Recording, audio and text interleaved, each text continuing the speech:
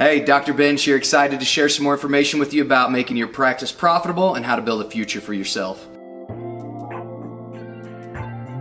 In the dental field, there's two things that are happening. Number one, there's the consolidation of dentistry, which is corporate dentistry coming in, which everyone is aware of. If you're not aware of it, then you are completely out in left field, and you need to start to understand that you are in a world that is consolidating.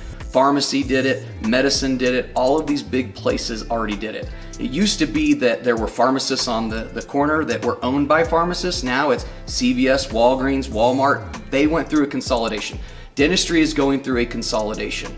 So as a dentist, you have to understand what your business means and what is happening around you so that you don't get pigeonholed or you don't get backed into a corner where you can't take advantage of everything that's happening around you. The advice that I have about not getting pigeonholed into your own practice is your practice has to be valuable outside of the type of dentistry that you do. Again, let's talk.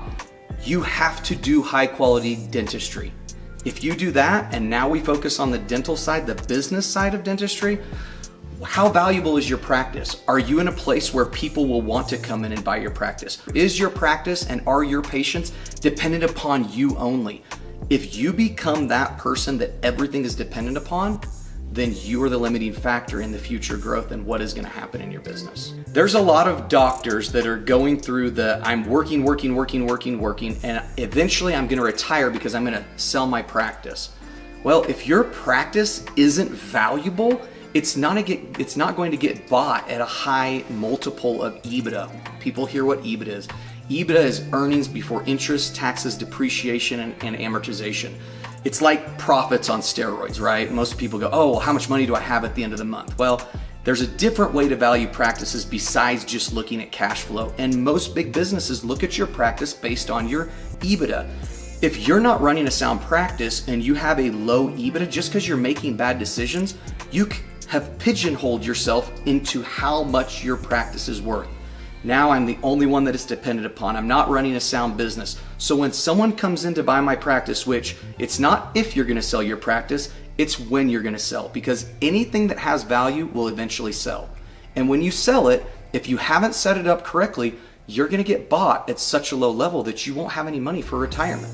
So too many people are going, hey, I'm going to be able to sell my practice and it's going to be worth X amount of dollars. Well, guess what? In a consolidating market, as the consolidation happens, these practices that are worth less and less and less are not going to get bought at a high multiple. So they're going to come in and get bought at 50% of revenues.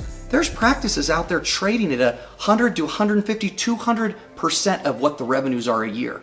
But if you aren't running a sound business, you're going to be on the lower end, 50, 55, 65%. In fact, we've seen practices that trade at 40%. Practices that aren't bad practices for the doctor, they're just not valuable in the marketplace, and there's no demand for it in the market as it consolidates.